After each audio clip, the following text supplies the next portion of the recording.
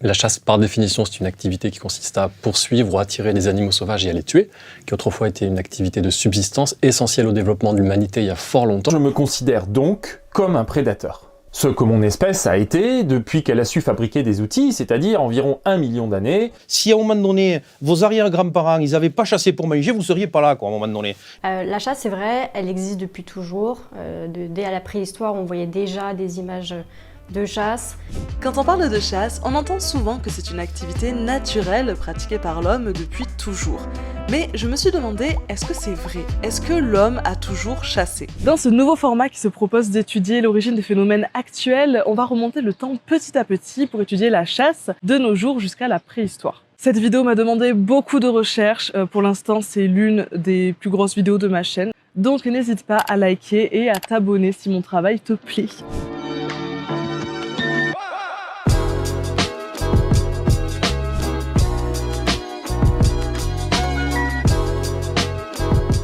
En 1914, la chasse rapporte beaucoup d'argent à l'État et on compte plus de 600 000 chasseurs ayant un permis. Mais durant le 19e siècle, et en particulier sous la Troisième République, la chasse fait l'objet de débats parlementaires.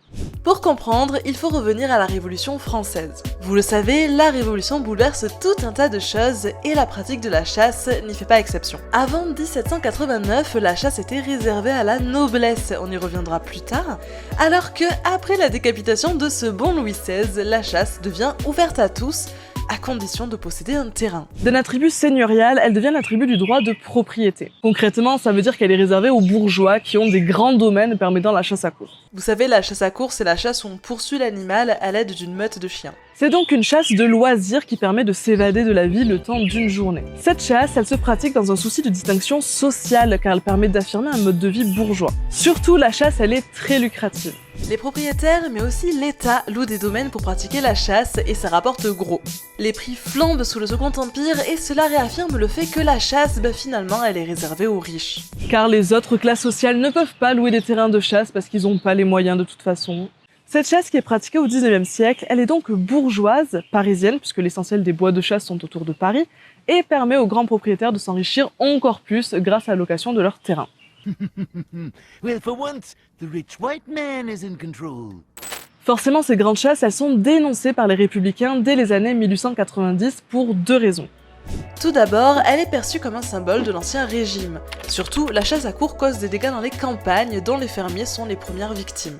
Aussi, les socialistes revendiquent le droit pour tous de chasser en invoquant cela comme un droit naturel depuis les origines de l'homme. Et ça, c'est super intéressant, on y reviendra en fin de vidéo. À la fin du 19e siècle, on voit l'augmentation du nombre de chasseurs parce qu'une chasse plus démocratique et moins coûteuse se met en place. Malgré les limitations des prises pour réguler le gibier, cette chasse elle est dénoncée par les bourgeois parce qu'ils craignent une disparition du gibier et donc de la chasse. Et tu as, t'as le mauvais chasseur, il voit un truc, il tire. Il tire. Le bon chasseur, il voit un truc. Bon, il tire, mais c'est un bon chasseur. Ainsi, la chasse devient un sujet débattu au Parlement et qui est en lien avec les tensions politiques et sociales de l'époque. Avant la Révolution, c'était pas pareil, il n'y avait pas de débat politique autour de la chasse. On va voir ça tout de suite. Waouh, transition de qualité incroyable.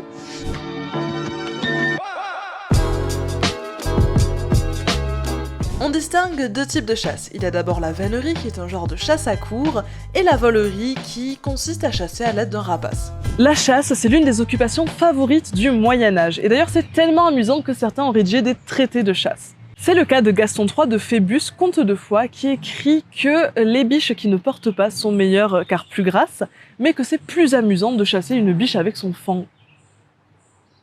Lol.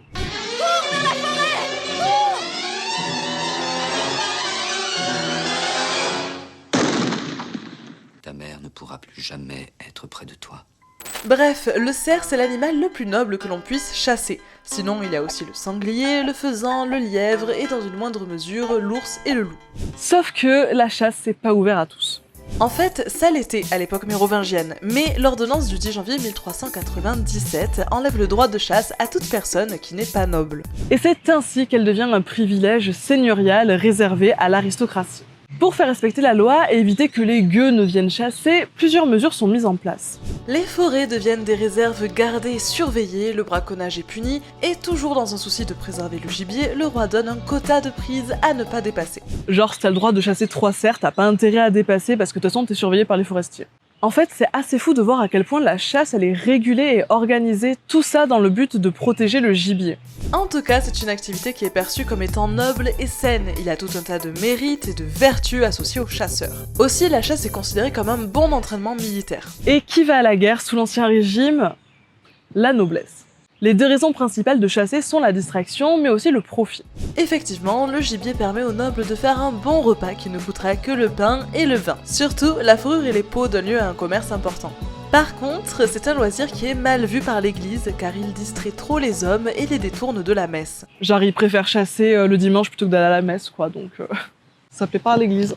Enfin, concernant les femmes aristocrates, nous savons que sous les Carolingiens, elles pouvaient suivre les hommes à la chasse et pratiquer elles-mêmes la fauconnerie. Vous l'aurez compris, durant l'Ancien Régime, il y a un quasi-monopole de la noblesse sur la chasse.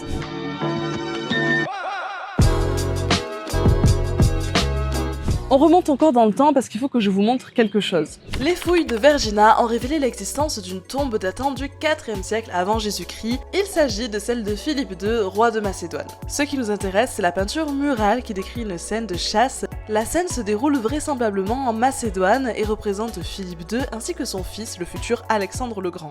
Ici aussi, on est dans le contexte d'une chasse aristocratique qui est pratiquée comme un loisir. En fait, c'est à partir de la Grèce antique que la chasse devient l'apanage de l'aristocratie.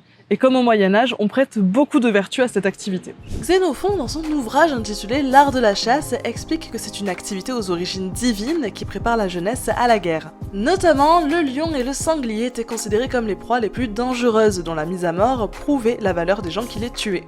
À Rome, c'est un peu similaire. La chasse est un loisir noble hérité des élites grecques et adopté par l'aristocratie romaine dès le 2e siècle avant Jésus-Christ. Il faut savoir que dans la vie d'un aristocrate romain, il y a un temps dédié à la vie publique en ville et un temps à la campagne dédié aux loisirs. Ainsi, parmi les loisirs champêtres, on retrouve la venatio, c'est-à-dire la chasse. D'ailleurs, les parcs de chasse deviennent des incontournables de la villa de plaisance romaine, permettant la chasse à courre, ou du moins son ancêtre. Comme chez les Grecs, cette activité est perçue comme un gage de santé et de vigueur et elle sert de formation militaire. Pour finir avec l'Antiquité, on a aussi retrouvé des attestations de chasse au lion en Égypte et en Mésopotamie. Bon, tout au long de l'histoire, on pratique la chasse, mais on a vu que c'était essentiellement un loisir permettant l'affirmation de son rang social ainsi qu'un fonds de commerce. En fait, avec l'élevage, qui est donc un moyen plus sûr et moins dangereux de se procurer de la viande, l'homme n'a plus vraiment besoin de chasser pour se nourrir. Par contre, le souci de préserver le gibier est une constante à travers les époques qui montre bien l'importance de la chasse en tant que loisir. Mais alors, qu'en est-il de la préhistoire? Ok, je pense que c'est le moment que vous attendiez tous. Alors la préhistoire, c'est une période qui est très longue et divisée en plusieurs temps, et je vais prendre le temps d'en parler parce qu'il y a beaucoup de choses à dire. On va commencer du plus récent au plus ancien, comme on l'a fait jusqu'à présent dans la vidéo.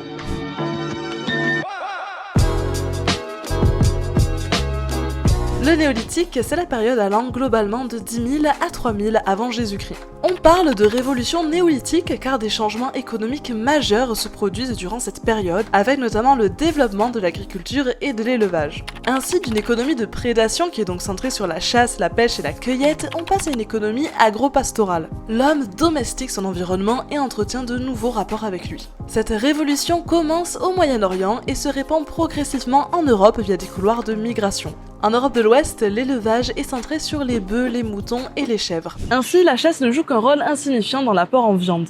Mais on constate des variations climatiques qui favorisent tantôt le développement des pratiques agricoles, tantôt une intensification de la chasse et de la cueillette. En gros, quand il y a des grandes plaines et un climat tempéré, on a plutôt tendance à pratiquer l'agriculture et l'élevage. A l'inverse, la diffusion de forêts denses favorise un retour à la chasse et à la cueillette. En fonction des besoins, on a switché entre chasse-cueillette d'un côté et agriculture-élevage de l'autre. En revanche, au 3e millénaire avant Jésus-Christ, le climat se stabilise et la pratique de l'agriculture aussi. Paradoxalement, il semblerait que la généralisation de l'agriculture ait entraîné une augmentation de la violence qui se serait manifestée par la chasse et la guerre. Cette violence, c'était le moyen d'affirmer son prestige et de valoriser l'individu au sein d'une communauté. Notons un fait paradoxal. Moins on a besoin de la chasse pour se nourrir, plus la dimension symbolique de la chasse prend de l'importance.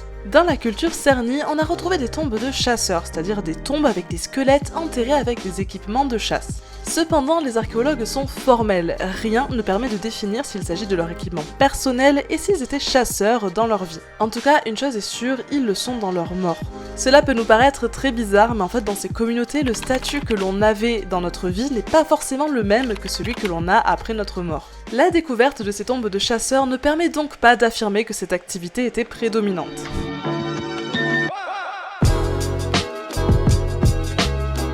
Le Mésolithique, c'est la période que l'on appelle l'âge de pierre et qui va globalement de 10 000 à 5 000 avant Jésus-Christ. On va faire l'appel. Nous sommes à l'âge de pierre.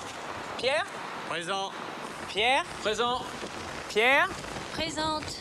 Il s'agit d'une période de transition qui à la fois précède et se superpose au néolithique. Je m'explique. Au Mésolithique, on assiste aux premières sédentarisations des groupes de chasseurs-cueilleurs. Certains adoptent une économie agro-pastorale, donc centrée sur l'agriculture et l'élevage, tandis que d'autres restent dans une économie de prédation, non pas tournée vers la chasse, mais plutôt vers la pêche. À côté de ça, il y a d'autres groupes qui restent nomades. Ainsi, au Mésolithique, on a plein de modes de vie différents qui coexistent. Surtout, le point commun qui relie les sédentaires entre eux, peu importe leur économie, c'est la notion de stockage des ressources et de la nourriture. Mais revenons à la chasse. Les armes constituent les principaux vestiges de cette période, donc le Mésolithique a longtemps été abordé sous l'angle de la chasse. Aujourd'hui, pour cette période, on tend à nuancer l'importance de la chasse parce que, comme on l'a vu, il y a plusieurs modes de vie qui coexistaient. D'ailleurs, on constate une diversification de l'alimentation à cette période. On consomme beaucoup de céréales, notamment parce qu'ils sont faciles à stocker. Finalement, la chasse n'est qu'une facette parmi d'autres des économies du Mésolithique.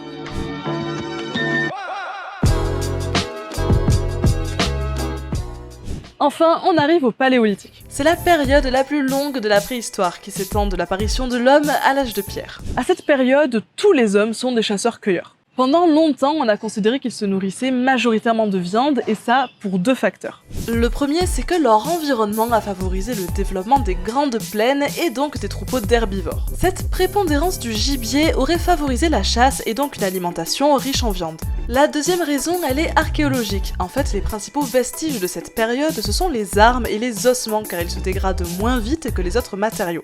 Ainsi, on a longtemps considéré que la chasse était au cœur des pratiques paléolithiques et que la consommation de viande était prépondérante. Sauf que, il faut nuancer ces propos, car la cueillette n'a laissé aucune trace et est très mal renseignée. Pour autant, cela ne veut pas dire qu'elle n'ait pas été importante. Il faut aussi prendre en compte que d'un point de vue nutritionnel, une alimentation constituée essentiellement de gibier et donc trop riche en protéines animales n'est pas viable et aurait conduit à un affaiblissement des populations. Ainsi, il semblerait que l'alimentation des hommes préhistoriques était variée. Et ça, c'est dû à un contexte d'adaptation au changement climatique puisque c'est une période très longue. Il y a certainement eu des moments où les populations avaient tendance à manger beaucoup de viande et d'autres où leur alimentation était plus équilibrée. Mais revenons à la chasse. L'homme du Paléolithique pouvait s'attaquer à peu près n'importe quel animal, mais les plus consommés étaient le renne et le cheval. Le cheval, c'est génial.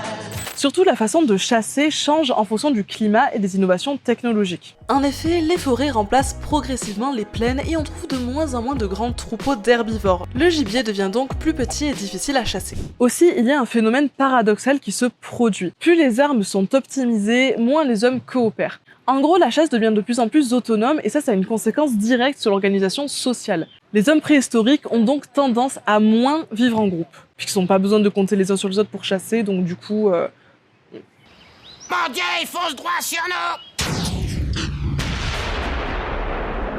Enfin, on va aborder un dernier point, mais pas des moindres, les clichés sur la préhistoire. On a une représentation biaisée de cette époque. Je vais vous demander un petit exercice, essayez d'imaginer ce à quoi la préhistoire pouvait ressembler et les conditions de vie des hommes préhistoriques. Une fois que vous l'avez en tête, écrivez en commentaire, comme ça je pourrai le lire, ça donnera une idée globale de ce à quoi tout le monde pense, et c'est super sympa, on fait des petits échanges, moi j'aime bien parler avec vous. La plupart du temps, on imagine une nature hostile avec plein d'animaux sauvages dont l'homme doit se protéger et des conditions de vie violentes et difficiles. C'est une époque où l'homme s'extirpe de l'animalité.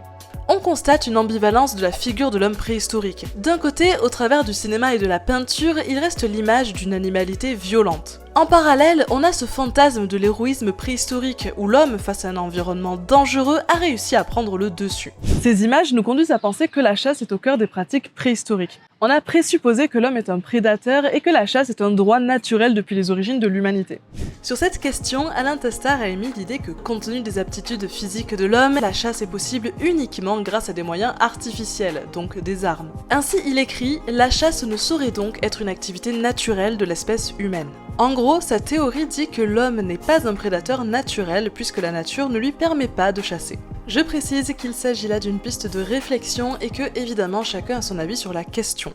Du coup, sur la question « L'homme a-t-il toujours chassé ?», la réponse est oui, mais sans doute pas de la façon dont vous l'imaginez. Pour résumer, depuis l'Antiquité, la chasse est conçue essentiellement comme un sport et un loisir, et elle n'est pas fondamentalement nécessaire pour se nourrir, puisque l'élevage, l'agriculture et la pêche sont les principales sources de nourriture. Surtout, la chasse est un marqueur social, puisque c'est une activité qui est réservée à la bourgeoisie, la noblesse ou l'aristocratie en fonction des époques. Aussi, son aspect économique et commercial est non négligeable. Concernant la période préhistorique, oui, l'homme chassait pour se nourrir. Mais il faut relativiser l'importance de cette activité puisque ce n'était qu'un moyen parmi d'autres de se procurer de la nourriture.